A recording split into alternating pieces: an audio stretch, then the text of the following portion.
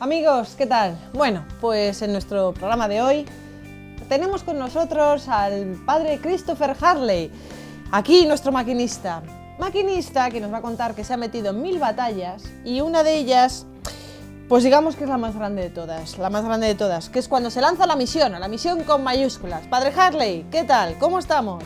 Gracias, muchísimas gracias por recibirme. Es una alegría poder compartir con todos los que ven este programa y que ojalá sirva para que mucha otra gente, sobre todo gente joven, se encuentre con el Señor.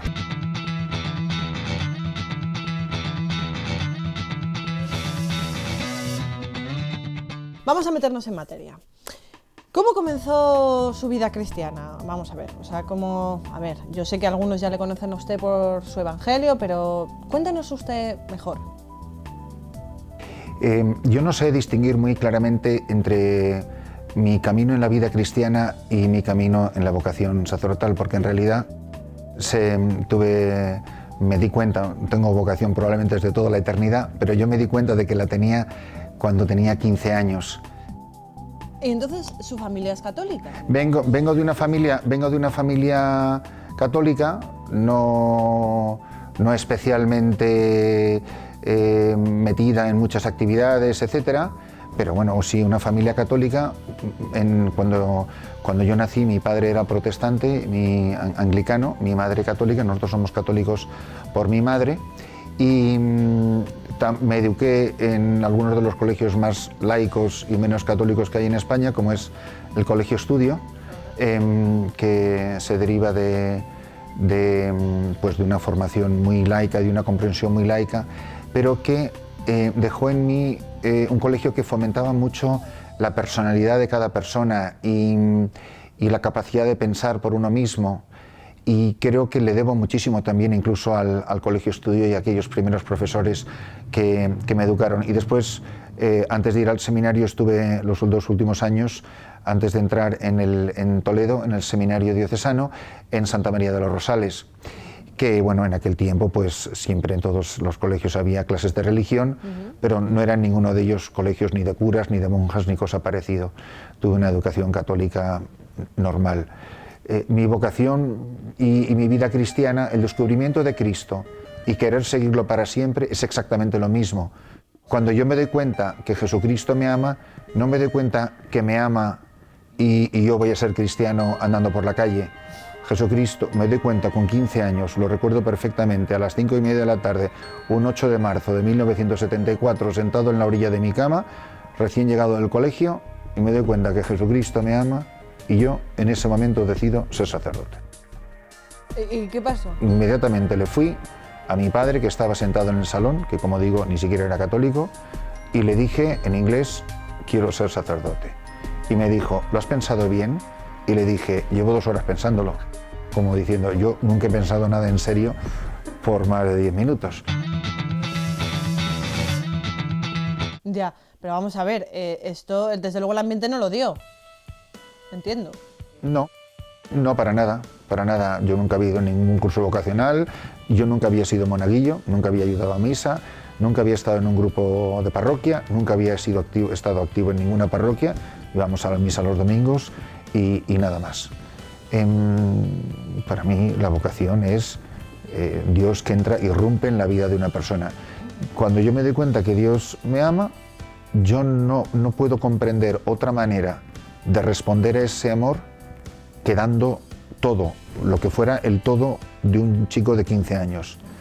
Y en eso lo único que sé decir es: voy a ser sacerdote, porque quizá en mi muy simple manera de entender la vida a esa edad, eso era como lo más grande que se le podía dar a Dios. Pero estos son reflexiones de un adulto, no las reflexiones que yo hice como niño. Para mí fue una respuesta espontánea, sin reflexión ninguna. No es una cosa que la estuve pensando ni elaborando. Y yo no lo veo hoy, después de 40 años, más claro, 40 años este año, no lo veo más claro que lo vi en ese día. Es igual de claro.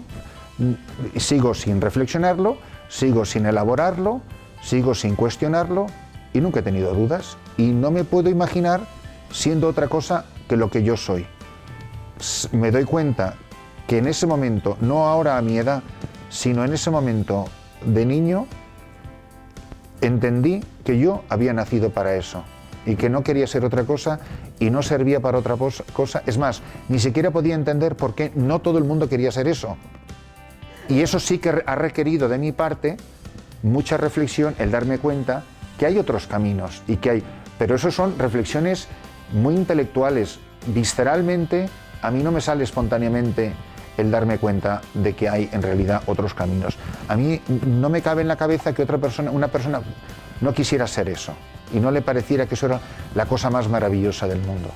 Y como me parecía la cosa más maravillosa del mundo, después de decírselo a mi padre, fui corriendo a decírselo a mi madre y a la mañana siguiente se lo conté a todo el mundo del colegio que quería ser sacerdote. Y se lo dije a todos mis amigos del colegio en el recreo, que todos se rieron de mí, se lo dije a todos mis profesores y a todo el que me encontrara. ¿Y cuál fue mi único inconveniente? Es que no encontré a nadie que de verdad me creyera, y me fue difícil hasta que encontré a un sacerdote en Santander que por una serie de circunstancias que me fui a confesar y le dije en la confesión con 15 años que quería ser sacerdote, y él fue el que habló con mis padres. Ese fue el único pequeño inconveniente que encontré.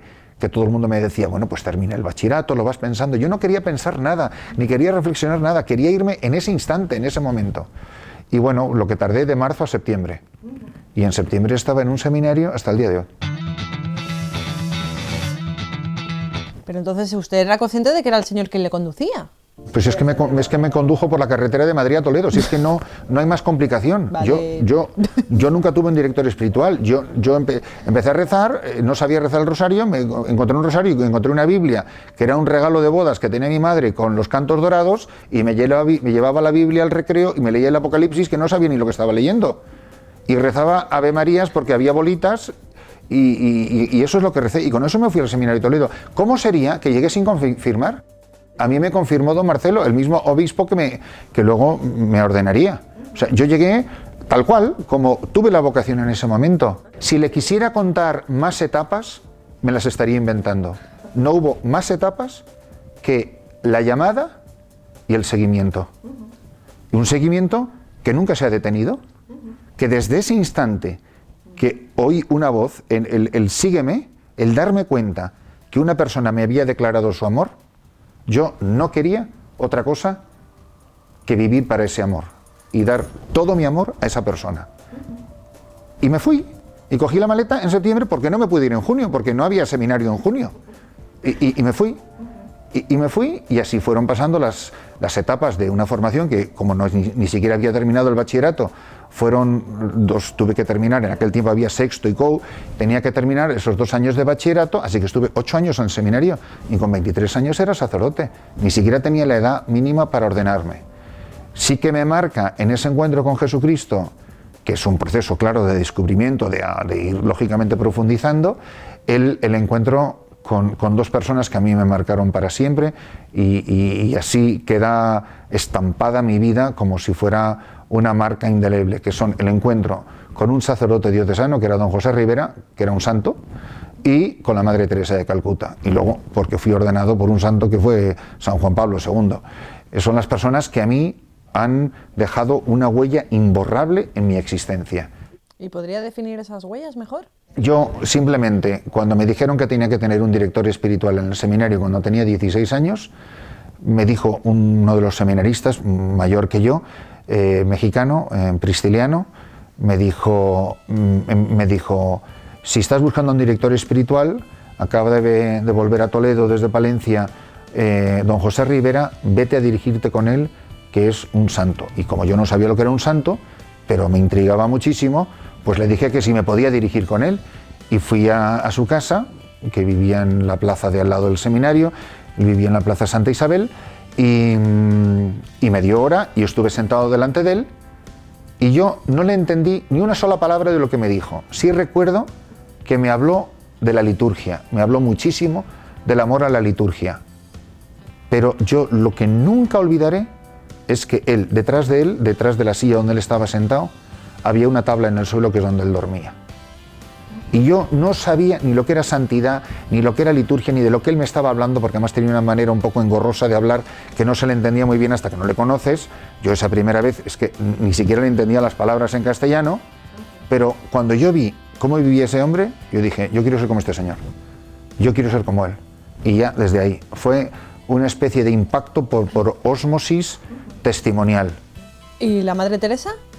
Y a la Madre Teresa de Calcuta la conocí porque esa Navidad de 1976, el segundo año de seminario, yo entré en el 74 en septiembre, y la segunda Navidad ya de seminarista, en primero de filosofía, mi padre, que todavía seguía siendo anglicano, me regaló un libro sobre la Madre Teresa. Era el día de Navidad, un libro que estaba debajo del árbol de Navidad, donde nos ponían los regalos a los niños, y cuando yo abrí ese libro, que se llamaba en inglés Madre Teresa, su gente y su trabajo, sus pobres y su obra, y lo abrí, y lo que tenía más que texto eran unas fotos espeluznantes de la miseria y de la pobreza de Calcuta.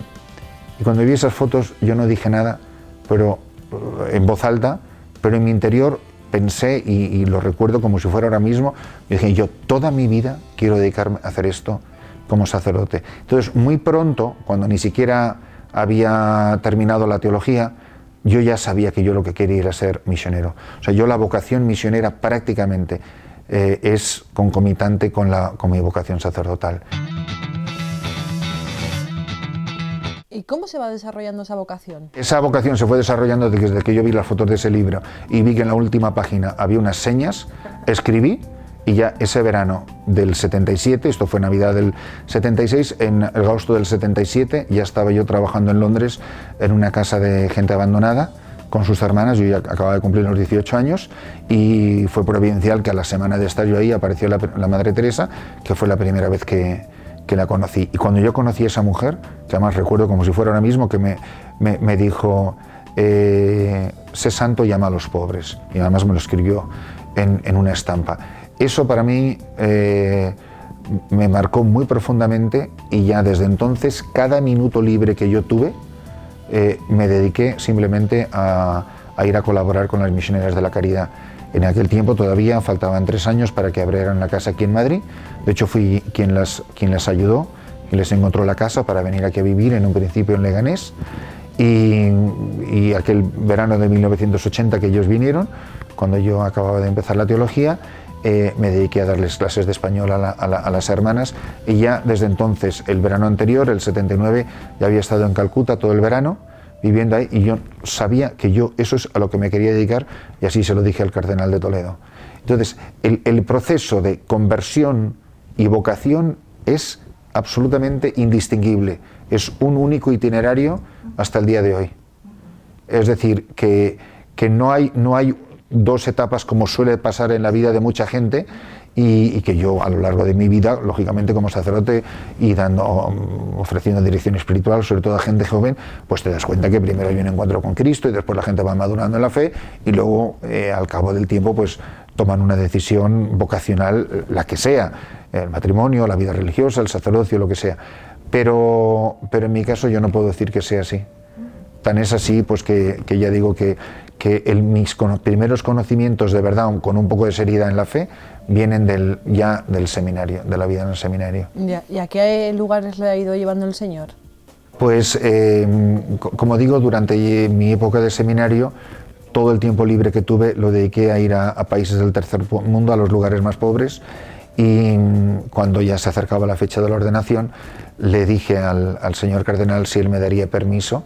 Él me pidió que me quedara un par de años en Toledo, en la diócesis, y así lo hice. Estuve de 1982 al 84 en unos pueblecitos, en los montes de Toledo, en Robledo del Mazo y otros pueblos, y en el 1984, a petición escrita por una carta de la Madre Teresa de Calcuta, que le escribió al cardenal, me dio permiso para irme a Nueva York, donde ella me llevó, sobre todo para trabajar con la población hispana, aprovechando pues que era bilingüe y que podía pues de esa manera servir más eficazmente a la gente que más lo necesitara. Y consistía en ayudar a las hermanas, a las misioneras de la caridad, aunque yo todavía era muy joven, me ordené con 23 y llegué a Nueva York con 25 años, pero ahí descubrí también un mundo de pobreza y también de una extraordinaria riqueza de vida cristiana que había en las parroquias y que había en la iglesia de Nueva York, y que yo sinceramente, al menos con esos matices no había conocido en España.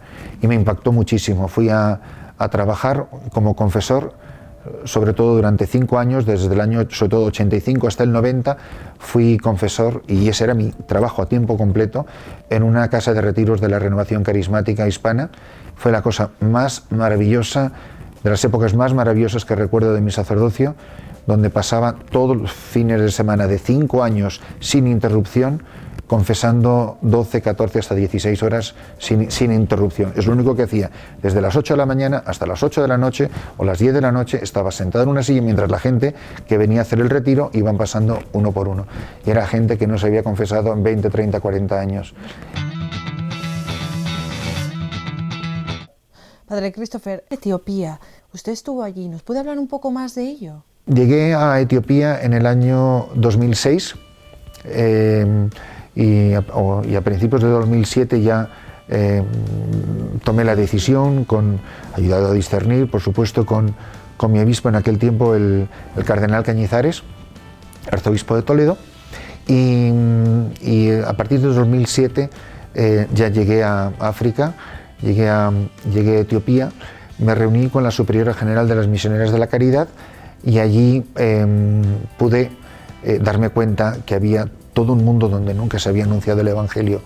Me dijeron que en toda la parte oriental de Etiopía, todo el este del país, que es zona limítrofe con Somalia, que nunca se había evangelizado, que nunca había llegado el Evangelio jamás, que nunca jamás sacerdote ni se había celebrado la misa, ni un sacramento, ni había presencia, rastro jamás, desde que el Verbo se hizo carne, había puesto pie ahí un evangelizador católico.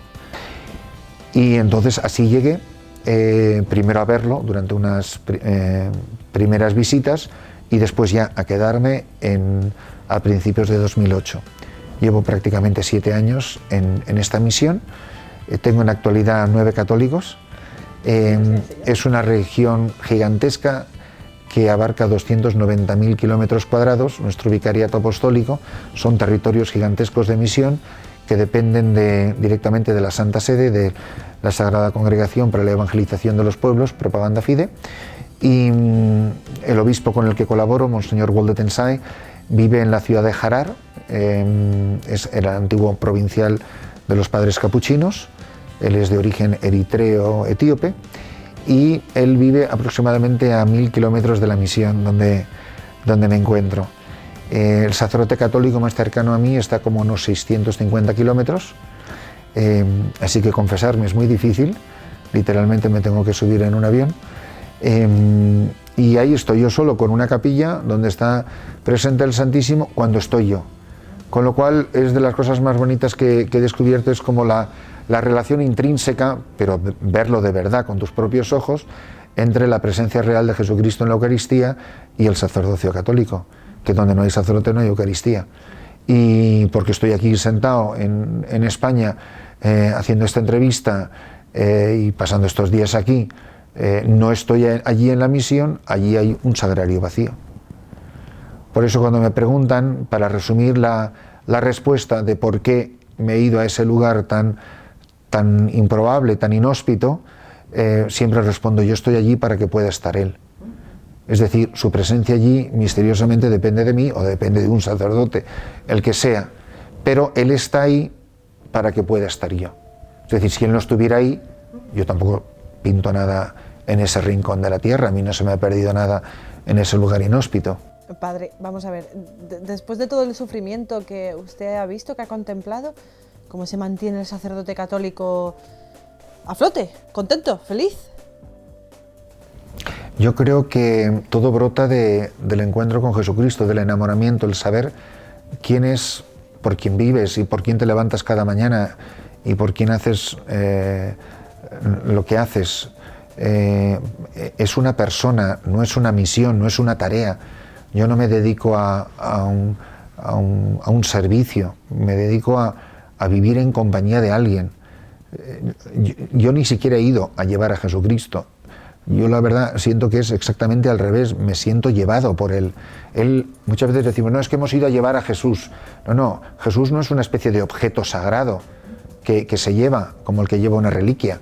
No, Jesucristo es una persona viva que en su amor misericordioso, sin tener absolutamente la menor necesidad, ha querido ir acompañados de nosotros, torpes colaboradores. Eso es lo que es un misionero. No es una persona que va, es una persona llevada. Y lo que es invencible y lo que es indestructible es la alegría cristiana. Es la alegría de la persona que no puede encontrar mejor motivo para vivir que el anunciar a Jesucristo a quien no le conoce y quererle conocer cada día más y amar cada día más. Y de ahí se establecen todas las demás relaciones personales, de amistad, de evangelización, de servicio, de colaboración. Directa o indirectamente, se den cuenta la gente o no lo entienda, la única razón por la que estás con ellos es por Jesucristo. No es ni por un sueldo, ni por una misión, ni porque en una hoja de Excel dice que tengo que cumplir una serie de objetivos en un plazo determinado. A mí me han mandado ahí a ser testigo. Muchas veces la gente me pregunta, porque me confunde con a lo mejor con alguna ONG o cosas así, me dice, ¿pero usted para cuánto tiempo ha venido? Como diciendo, ¿para cuánto es el plazo de su contrato? Dice, no, que yo he venido a estar aquí con vosotros. Ah, ¿que ha venido usted para un año? No, que he venido a estar, que no tengo billete de vuelta. El billete de vuelta es cuando te digan que te vuelvas, o porque te pase algo, o porque te enfermes, o porque te maten, o por lo que sea, pero que no es un trabajo, no es un empeño, no es un contrato laboral. Y en medio de todas las penurias, sufrimientos y las lágrimas que uno sin duda ha llorado, en las diferentes circunstancias de la vida en las que uno se ha encontrado, está la certeza de su presencia inquebrantable. A mí la única persona que me ha sido fiel en esta vida ha sido Jesucristo. La única persona que me ha acompañado desde aquel 8 de marzo del 74 a este día que estoy sentado aquí. Por mi vida han pasado muchísimas personas, algunas malísimas y algunas buenísimas. La única persona que ha estado conmigo desde el principio hasta este momento ha sido Él. No tengo otra compañía. Un consejo, unas palabras para los que están viendo cambio de agujas, para estos jóvenes. Pues a mí me gusta mucho algo que dice este filósofo francés Paul Claudel, hablando de la juventud. Dice que la juventud no es la edad de la diversión, sino la edad del heroísmo. Yo creo que la gente está llamada a hacer cosas verdaderamente heroicas, a hacer cosas verdaderamente extremas. Todo el mundo, sea más notorio o menos notorio, salga en la primera página de un periódico o no salga en un lado, vivir vidas que valgan la pena, tomarse la vida en serio. Y luego me gusta mucho la publicidad. Y las zapatillas Nike solo tiene un logo, cuando dice Just Do It. A mí me gustaría, todo el que dice a mí me gustaría, puedes estar seguro que nunca hará nada. El a mí me gustaría no es voy a hacerlo. No es que a mí me encantaría irme contigo a África. El que dice me encantaría irme contigo a África, eso no va a ir nunca, vamos, ni al otro lado de la calle. Y entonces cuando me dice me encantaría irme contigo a África, y le digo vente. Entonces, todas esas ideas maravillosas que nos pasan por la cabeza, pues me gustaría hacer más oración, me gustaría tomarme la vida cristiana más en serio, pues a mí me gustaría, a lo mejor tengo vocación de sacerdote, lo que sea, hazlo. Muchas veces a la gente se le va la vida en palabras, en buenos deseos, y nos quedamos autoagustísimos con nosotros mismos, porque como hemos expresado un buen deseo, es algo como que ya con eso nuestra vida está justificada, pero en realidad no hemos hecho nada. Me acuerdo perfectamente, estando en un poblado a 90 kilómetros de donde vivo en Gode, que se llama Calafo, cuando se me acerca una mujer musulmana que está viendo a su hija morirse y me dice en somalí al oído, padre, haga algo. No esté usted ahí parado, haga algo. Mi hija se está muriendo. Bueno, pues el mundo le está diciendo a la Iglesia, haz algo. Ante un mundo que se nos está cayendo a pedazos, una juventud completamente corrompida, hedonista, absolutamente anestesiada. La Iglesia tiene que hacer algo y cada uno tiene que pensar qué es ese algo al que está llamado a hacer. Y hacerlo con prisa, hacerlo inmediatamente, hacerlo sin dilación, hacerlo porque mañana puede ser demasiado tarde. Entonces, el mensaje que yo le digo es la gente que se tome la vida en serio, que le pregunte a Jesucristo, ¿qué quieres de mí? Que te lo va a decir con pelos y señales, y cuando te diga Jesucristo qué quiere de ti, hazlo. Padre Christopher, rece por nosotros. Prometido. Nosotros le tendremos en las nuestras, en nuestras oraciones. Gracias. Muchísimas gracias por su testimonio, de verdad, gracias. Que Dios le bendiga, Padre.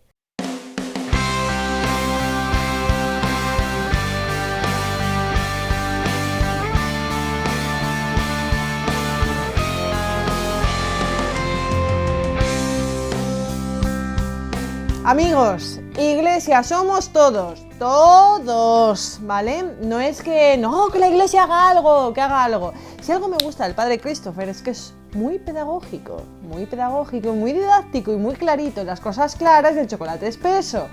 Si iglesia somos todos, y me estoy poniendo en plan así como cuando le digo a los niños, si iglesia somos todos, somos todos. Entonces no es que lo haga el vecino, no es que lo haga el sacerdote, no es que lo haga el papa, no. Hazlo tú. Amigos, hasta luego. Gracias.